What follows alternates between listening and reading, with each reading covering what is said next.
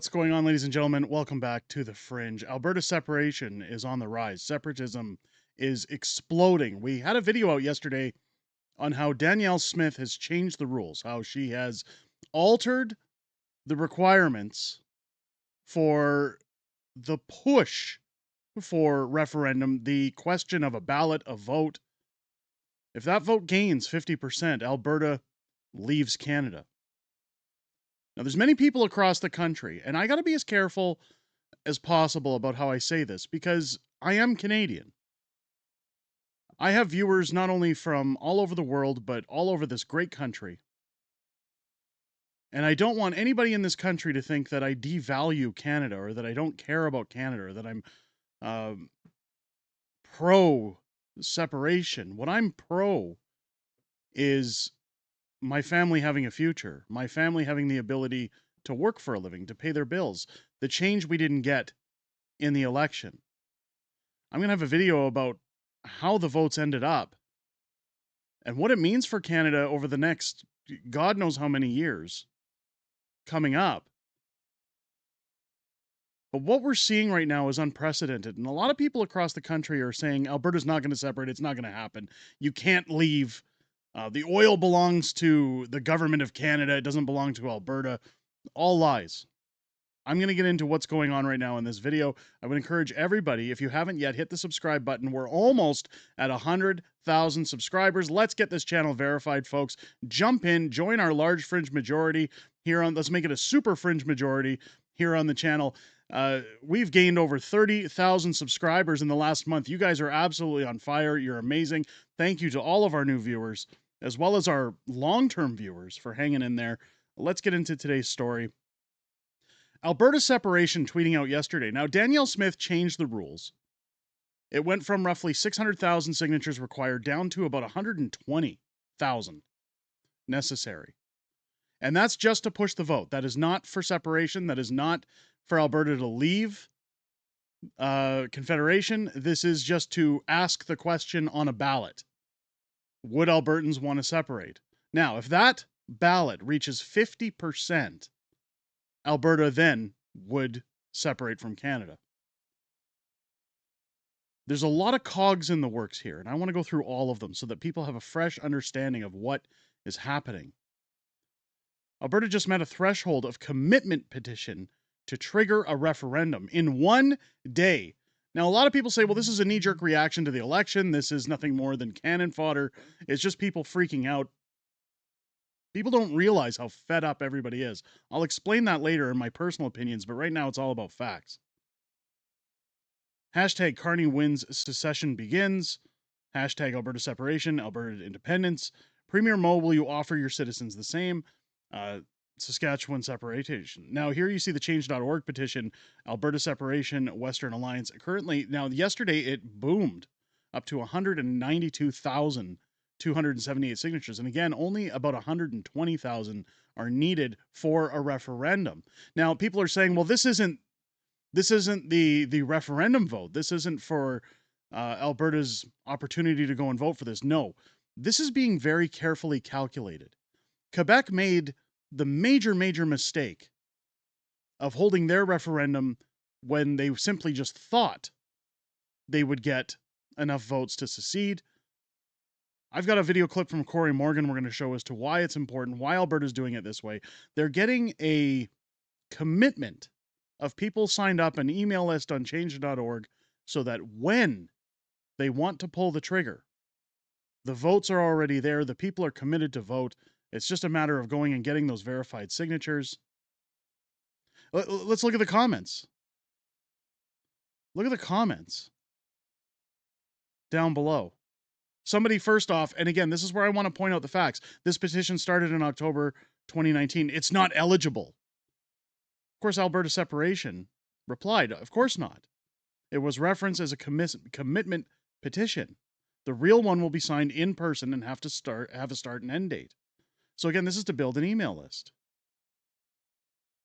Jason Levine, again, good friend of the channel. Perfect. Thank you, Mark Carney. Your selection has woken up Alberta. You've got people saying, I heard there was twice as many collected today. to have a referendum canceling this referendum, better start on the next referendum to cancel the referendum, blah, blah, blah. This is where, again, people don't understand the weight of what is being pushed here. Of course, if you look at petition on change.org, let me zoom out a little bit on that one.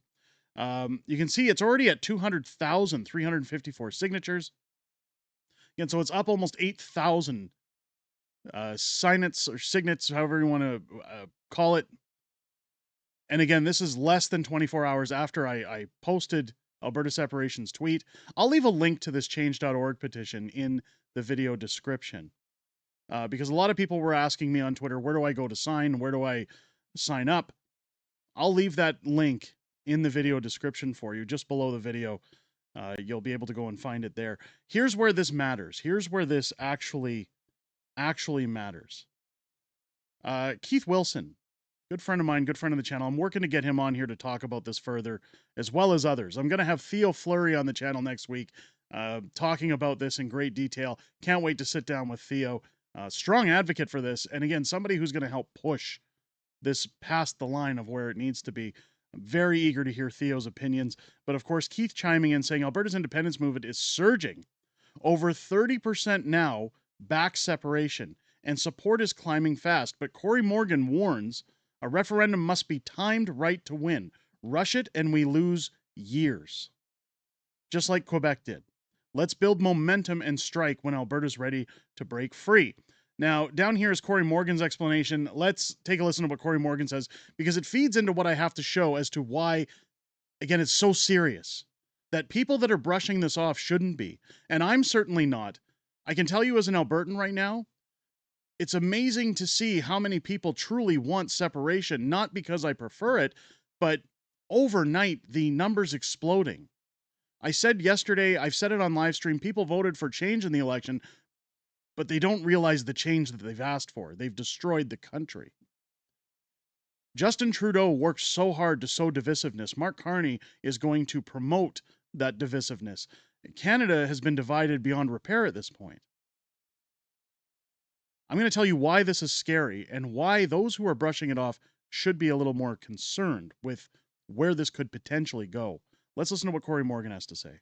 Now, the referendum, first things first. For one, we got to wait until we can win it. I mean, some recent polling has shown over 30% of Albertans and Saskatchewan citizens are ready to roll now that the Liberals are back in. But that's not nearly enough to win now, is it? So why on earth would you hold a referendum now? Because some people say, we got to go now. We got to hold this referendum now. Why hold it now if you're not going to win it? You're actually going to set things back. You're going to give them years more. It's going to take years longer to get another referendum if you go into one and lose. Quebec knows this. That's why they haven't held one since the 90s, even though they came within 1%. Rest assured, there's many independent supporters in Quebec who want out, but they're not going to pull the pin on that until they're sure they win it next time. We aren't even close yet. We're as high as it gets. You can't dismiss it. When you've got over a third of citizens saying they've had it with the Federation, they want out, you can't dismiss that. And that's a huge seed to grow from. So the words there are what you have to remember. It's a huge seed to grow from.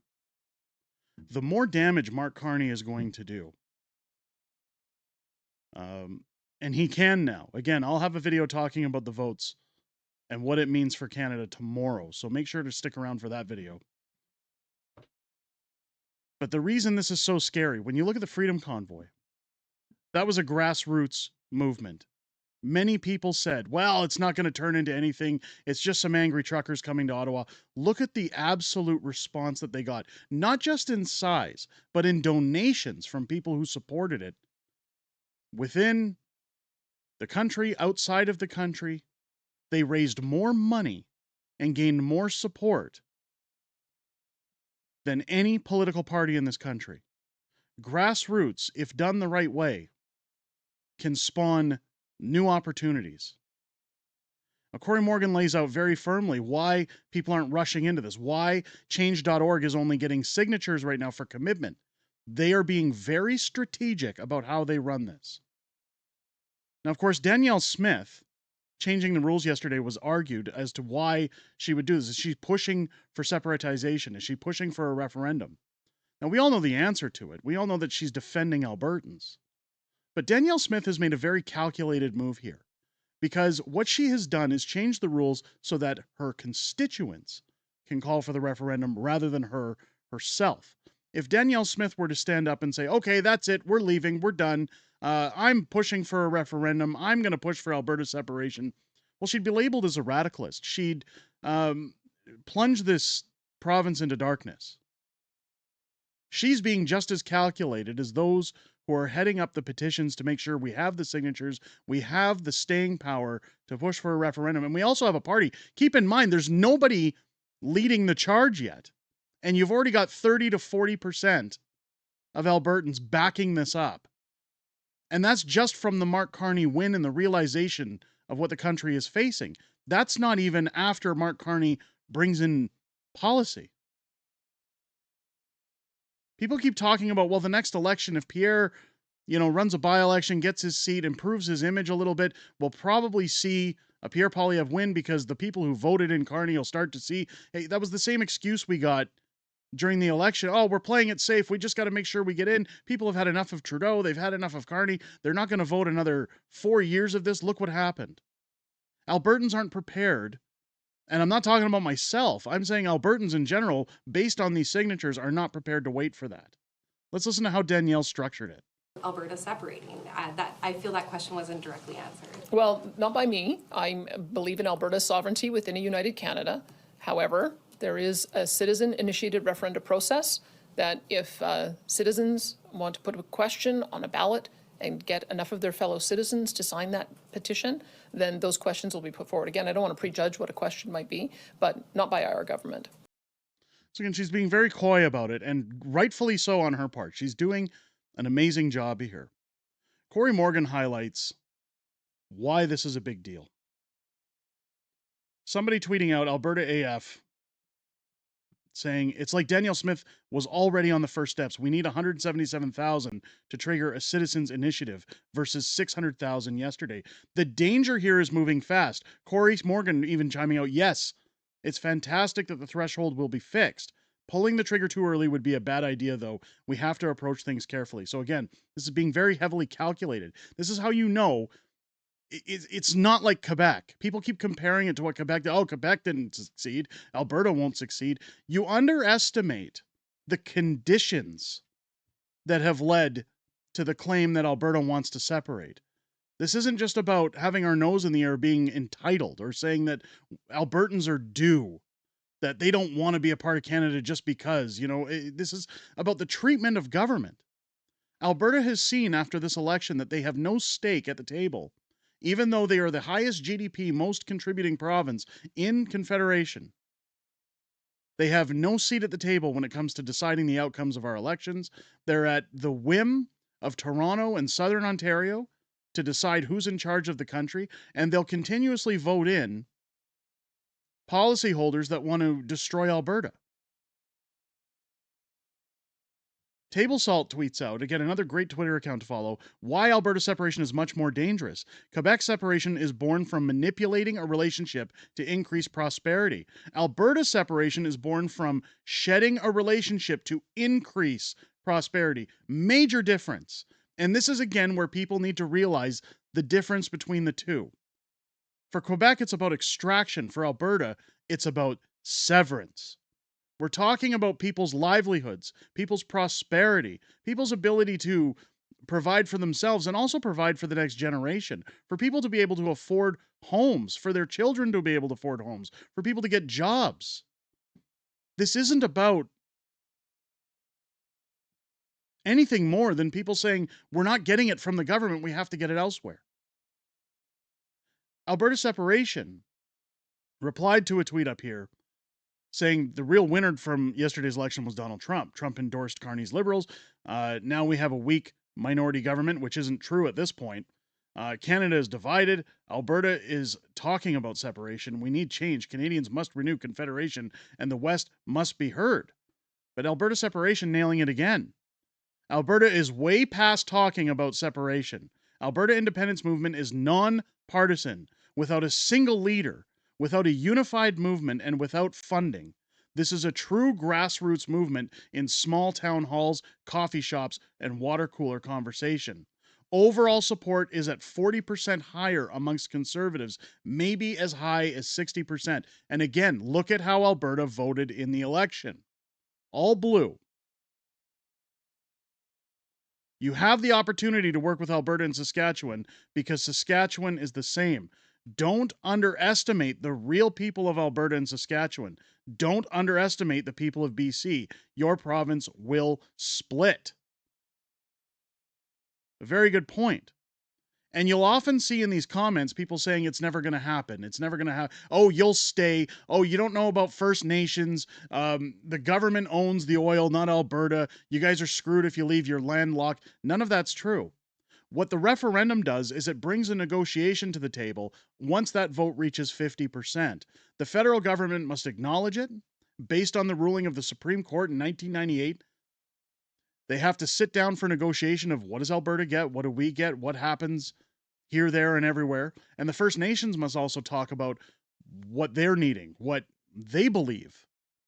If the Alberta First Nations don't want to get on board, something will be offered to them to either move to a different portion of said province, financial compensation, you name it, making their land private or its own country. I'm not sure how. Now, please, don't think that these suggestions are ones that I have found. I'm just spitting off the top of the cuff. This is a negotiation, and that's what it's labeled as. But once a province reaches 50%, minus the First Nations, that province has the right to leave. This is where you know people are starting to get scared about it. Because there's so many people up here, good old friend of the channel, Jack Dan, scrolling through my feed this morning and seeing a ton of Liberal supporters saying there's no way Alberta will succeed in separating. They have to stay. Abusive relationship much. Rob replying, and this is the comment that you got to think about when you're arguing it. It's the same argument the abusive husband makes to his battered wife. There's no way you can leave. You'll fail. You can't succeed without me. And then comes the insults after their arguments don't work. I've lost count of the number of libs that resort to insults after losing debate. F them all. Alberta has had enough. It's not about pride. It's not about a snob mentality. You're talking about people that have said, look, we tried confederation, we tried voting in an election, we tried democracy. None of it has worked. Alberta contributes billions and billions of dollars in transfer payments, in support, in GDP to the federal government, while the federal government puts their boot on our necks to say, you're not allowed to extract your oil, you're not allowed to get your products to market, you're not allowed to have success in your province, you must live by our decree while we tax you into poverty, while we put our boot on your neck, stop you from living a good life. You can't tell me that there won't be enough citizens, especially rural-wise, to sign this ballot. Keep in mind that when you look at the population of Alberta, if farmers and rural Albertans all sign this petition, which, or not just the petition, but the referendum, when the vote becomes apparent, 50% is all that has to be reached. Now keep in mind, Parkland County, where I am, a lot of rural voters, they had almost 100% turnout in the federal election. Rural voters come through. And when you talk about the future of your province, and you're talking about their livelihoods, the oil and gas workers' livelihoods, construction's livelihoods, grassroots livelihoods, if planned correctly, 50% is easily attainable with the 600,000 roughly votes that would come from rural supporters. Alberta would roughly only need a couple 100,000 from the major cities in order to push for succession from Canada. That's a scary thought. Both as an Albertan and as a Canadian, while I want what's best for my family, while I agree we've been abused too long, that we've been put under the boot of the government, enough is enough. It's not that we don't want Canada anymore, it's that Canada doesn't want us. That message has been sent very clear from our government. I mean no disrespect to the rest of Canada, I mean no disrespect to its people. We have good people across this country. I was very fortunate as a child. My father traveled for a living. I've seen almost all of this country in its beautiful majesty. The people, the cities, the architecture, the history. Just as the pleb said traveling around with Pierre Poilievre, I love Canadians. I love Canada. But just as the tweet said that I just showed, how long does this country, or this province, put up with the abuse from this country and be told you're never going to leave, you're never going to succeed? The time for change is now, and it's no longer elbows up or Team Canada. It's the ship is sinking. Are we going to take the life raft, or are we going to go down with the ship? The choice is up to grassroots Albertans. I want to hear what you think about that. I want to hear if you think that separation is real based on what's been shown here, based on what we're talking about. The growth in signatures in just 24 hours. Where do you see Alberta heading in the future?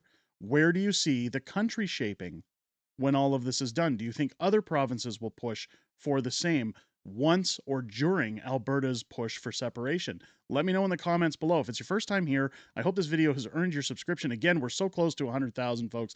Hit that button, turn on your bell for all notifications so that you don't miss a beat whenever a video is dropped. You're getting the news that's coming to you. Again, I'll be talking about what the country looks like after the votes have been tabulated, because boy, that's scary. Join me tomorrow for that. Also, join me Friday night for Friday Night Fringe, our weekly live streaming show, as I'm joined by the beautiful Mrs. Fringe as we go over everything that happened this week in politics, everything we know that's coming up in the week ahead, as well as back and forth Q&A within the greatest YouTube community on the platform. I look forward to hearing what you guys have to say outside of making these videos, but I most importantly look forward to hearing what you have to say this Friday, starting at 6 p.m. Pacific, 8 p.m. Central, here on the channel. With that said, ladies and gentlemen, I hope you enjoyed this video. I hope you have a great rest of your day. I'll catch you on the next one.